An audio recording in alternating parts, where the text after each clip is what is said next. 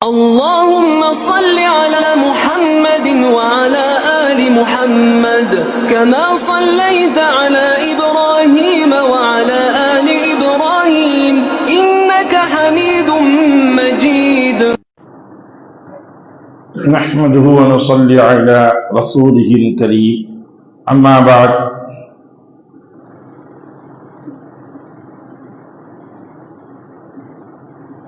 إن جويرية رضي الله تعالى عنها زوج النبي صلى الله عليه وسلم أخبرته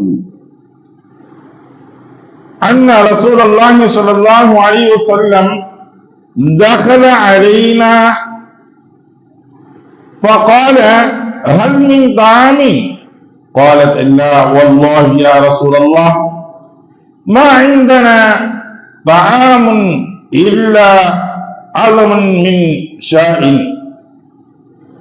عديته مولاتي من الصدقة فقال قربه فقد بلغت محلها أو قال من صلى الله عليه وسلم صلى الله عليه وسلم. அருமைக்குரிய சகோதரர்களே, நாம் இதற்கு முன்னுள்ள பாடத்தை பார்த்தது நபிமார்கள் அவர்களுடைய குடும்பங்கள் ஜகாத் சதகாவுடைய பொருள்களை சாப்பிடுவது கூடாது, அவர்களுக்கு தடை செய்யப்பட்டுள்ளது என்பதாக சொன்னோம். அதில் அதே சமயத்தில் அன்பளிப்பாக அவர்களுக்கு கொடுக்கப்பட்டால் ஒன்னு அன்பளிப்பாக கிடைக்குது, அது சாப்பிடலாமா? இல்ல ஒரு நபருக்கு அன்பளிப்பாக கிடைத்தது, ஒரு நபர்களுக்கு சதகாவாக கிடைத்தது, அவர்கள் அன்பளிப்பாக கொடுக்கின்றார்கள் இவர்களுக்கு, இப்ப இதை சாப்பிடலாமா அப்படிங்கிறத பற்றி தான் பேசக்கூடிய பாடங்கள். ஏனைய சட்டங்களையும் அதில் பார்ப்போம். இதே சமயத்துல ஜகாத் வாங்குவதற்கு வாங்கக்கூடாத நபர்கள் இருப்பாங்க. ஏன்னா அவங்க ஜக்காத்து கொடுக்கக்கூடிய அளவுக்கு இருந்துச்சுன்னா அவங்க வாங்குறது ஹராமாச்சு. ஜக்காத்தை வாங்குறது, ஜக்காத்துடைய பணத்தை பணக்காரர்கள் அவர்கள் ஜக்காத்து வாங்குறது கூடாது. ஒருத்தவங்க கொடுத்துக்கிட்டு இருக்காங்கன்னா அவங்க ஜக்காத்து வாங்கக்கூடாது. இப்படியா இருந்த நபர்கள் இப்ப அவங்களுக்கு நேரடியாக ஜக்காத்துடைய பணமாக கிடைக்காம வேற ஒரு நபர்கள் கொடுக்குறாங்க. இப்போ உதாரணத்திற்கு எனக்கு நான் ஜக்காத் வாங்குறது எனக்கு கூடாம இருக்கு, ஆனால் என்னுடைய நண்பர் ஜக்காத்து வாங்குவதற்கு கடமையுடைய நபராக இருக்கின்றார். அவர் வாங்கி என் மீது இருக்கக்கூடிய பிரியத்தில் அன்பளிப்பாக தருகின்றார்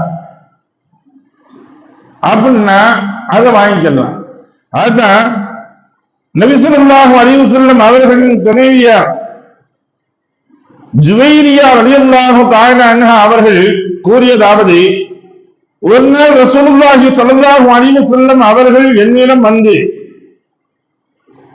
உணவு ஏதும் உள்ளதா என்று கேட்டார்கள். நான் இல்லை, அல்லாஹ்வின் மீது ஆணையாக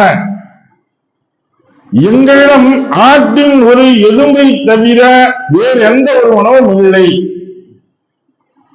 அல்லாஹ்வின் தூதரே ஸல்லல்லாஹு அலைஹி வஸல்லம் அவர்களே அப்படின்னு சொல்லிட்டு அது சொன்னாங்க. அந்த எலும்பு துண்டு இருக்கு தெரியுமா, அந்த எலும்பும் கூட என் முன்னாள் அடிமை பெண்ணாக இருந்த ஒருவருக்கு தர்மமாக வழங்கப்பட்டது, அவங்களுக்கு ஜகாத்தாக வழங்கப்பட்டதாகும் அப்படின்னு சொன்னாங்க. அதற்கு ரசூலுல்லாஹி ஸல்லல்லாஹு அலைஹி வஸல்லம் அவர்கள் அதை எனக்கு அருகில் வை, அது தனது இடத்தை அடையும் பொழுது அன்பளிப்பின் தகுதியை அடைந்து விட்டது என்று சொன்னார்கள். அப்ப ஜுவைரியா ரலியல்லாஹு தஆலா அன்ஹா அவங்களுக்கு கொடுக்கப்பட்டது அன்பளிப்பு, அவங்க அடிமைகள் வாங்கியது ஜகாத் தர்மமாக வாங்கப்பட்டது. அப்ப அவங்களுக்கு தர்மம், அந்த பெண்மணி அடிமை பெண்மணி இவங்களுக்கு கொடுத்தாங்கல்ல, இவங்களுக்கு கொடுக்கக்கூடிய சமயத்துல என்னவாக கொடுத்தாங்க? அன்பளிப்பாக கொடுத்தாங்க. தன்னுடைய எஜமான பெண்மணி விடுதலை செய்யப்பட்டவர்கள் அப்படின்னு ஒரு அன்பின் வெளிப்பாடாக அன்பளிப்பாக கொடுத்தார்கள். அதை வாங்கி கொண்டதுனால ரசூலுல்லாஹி சொன்னாங்க, அதை கொண்டு போய் நமக்கு அன்பளிப்பு தான், இதை சாப்பிடுறதுனால தப்பு கிடையாது, குற்றம் இல்ல, சாப்பிடலாம் அப்படின்னு சொல்லி சாப்பிட ஆரம்பிச்சாங்க. இதே சட்டம் தான் நம் யார்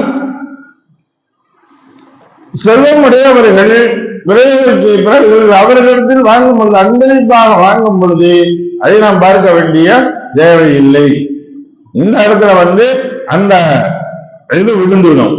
அதே சமயத்துல ரசூலுல்லாஹி ஸல்லல்லாஹு அலைஹி வஸல்லம் அவர்கள் ஒவ்வொரு முறையும் தாங்கள் சாப்பிடக்கூடிய சமயங்களில் எந்த பொருள்கள் வரப்பட்டாலும் அதை கேட்பாங்க, இது தர்மமாக வரப்பட்டதா இல்ல அன்பளிப்பாக கொடுக்கப்பட்டதா அப்படின்னு கேட்டு உண்பார்கள்.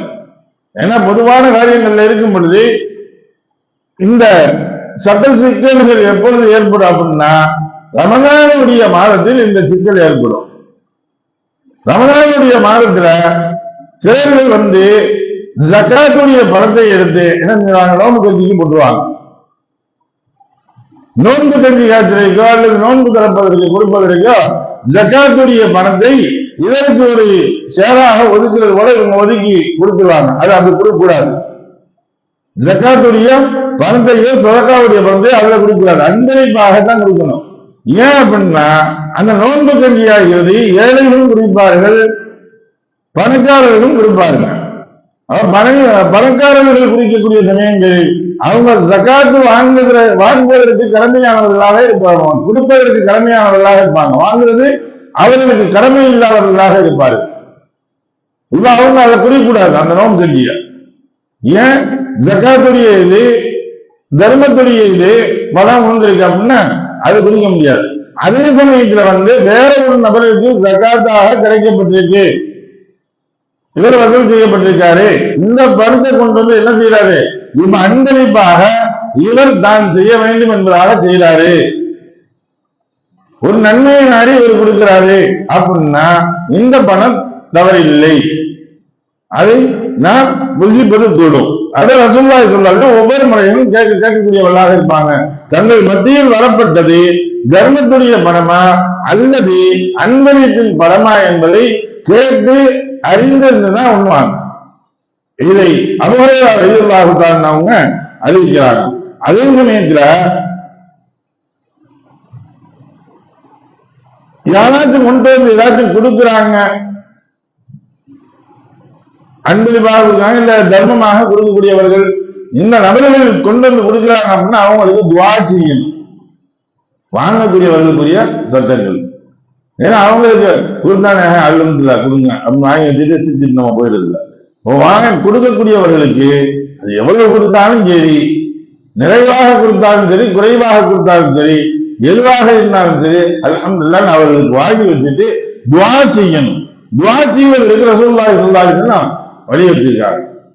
அப்துல்லாஹ் இப்னு அபீ அவ்ஃபா ரலியல்லாஹு தஆலா அவங்க சொல்றாங்க, ரசூலுல்லாஹி ஸல்லல்லாஹு அலைஹி வஸல்லம் அவரிடம் ஒரு கூட்டத்தார்கள் தம் தர்ம பொருட்களை கொண்டு வந்தால், அவங்கள்ட்ட கொண்டு வந்தாங்க, தர்ம பொருட்களை கொண்டு வந்தாங்கன்னா உடனே ரசூலுல்லாஹி ஸல்லல்லாஹு அலைஹி வஸல்லம் துஆ செய்வாங்க. எப்படி? இறைவா இவர்களுக்கு நீ அருள் புரிவாயாக என்று பிரார்த்திப்பார்கள், துஆ செய்வாங்க. அதுபோல அவங்க அப்துல்லாஹ் இப்னு அபீ அவ்ஃபா ரலியல்லாஹு அன்ஹு அவங்க சொல்றாங்க, என்னுடைய தந்தை அபூ அவ்ஃபா ரலியல்லாஹு அன்ஹு அவங்க தம் தர்ம பொருட்களை நபி ஸல்லல்லாஹு அலைஹி வஸல்லம் அவரிடம் கொண்டு வந்த பொழுது அப்ப அவங்க துஆ செஞ்சாங்க, ரசூலுல்லாஹி ஸல்லல்லாஹு அலைஹி வஸல்லம் இறைவா அபூ அவ்ஃபாவின் குடும்பத்தாருக்கு நீ அருள் புரிவாயாக என்று பிரார்த்தனை செய்தார்கள். என்ன அவங்களுக்காக அப்படி துஆ செய்யணும் அப்படிங்கிறதையும் வலியுறுத்துறாங்க. அருமைக்குரிய சகோதரர்களுக்குரியவர்களோட அதே சமயத்தில் இந்த ஜகாத்து இந்த பணங்கள் எல்லாம் வசூல் செய்வதற்கு கூட இவர்களை அஹ்லு பைத்தினர்கள் நியமிக்க கூடாது என்பதாக சொல்கின்றார்கள். அது தடை விதிக்கப்பட்டுள்ள ஒன்று. ஆக வசூல் செய்வதற்கு கொடுக்கக்கூடியவர்களையும் திருப்தியான முறைகளில் அவர்களை நாம் கண்ணியப்படுத்த வேண்டும். யார் அதற்காக வசூல் செய்வதற்கு நியமிக்கின்றோமோ அவர்களுக்கு சதகாவுடைய பொருள் கொடுக்கக்கூடிய சமயத்தில் அவர்களுக்கு ஊதியமாக கொடுக்கக்கூடியது சந்தோஷம் அடையும் அளவிற்கு கொடுக்க வேண்டும். உங்கள் ஜகாத் வசூலிப்பவர் வந்தால் அவர் மீது திருப்தி கொண்ட நிலையிலேயே அவர் உங்களிடம் இருந்து திரும்பி செல்லட்டும் என்பதாக ரசூலுல்லாஹி ஸல்லல்லாஹு அலைஹி வஸல்லம் வசூல் பண்ண வர்றாருன்னா அவர் சும்மா அடைய வருவதில்லை, ஒரே சமயத்தில் கொடுத்து முடிக்க வேண்டும் என்பதாக சொல்லப்பட்டிருக்கின்றது. எதை படித்தோமோ எதை கேட்டோமோ அதை விளங்கி நடக்கக்கூடிய நன்மக்களாக உள்ளவர்களாக அனைவரும் ஆக்கி அருள்வானாக. வாக்குதான அல்ஹம்துலில்லாஹி ரப்பில் ஆலமீன். சுப்ஹானல்லாஹி வபிஹம்திஹி சுப்ஹானக்கல்லாஹும்ம வபிஹம்திக வனஷ்ஹது அல்லா இலாஹ இல்லா அன்த வனஸ்தக்பிருக வனதுபு இலைக். ஆமீன். சுப்ஹான ரப்பிக ரப்பில் இஸ்ஸத்தி அம்மா யசிஃபூன் வஸ்ஸலாமு அலல் முர்ஸலீன் வல்ஹம்துலில்லாஹி ரப்பில் ஆலமீன்.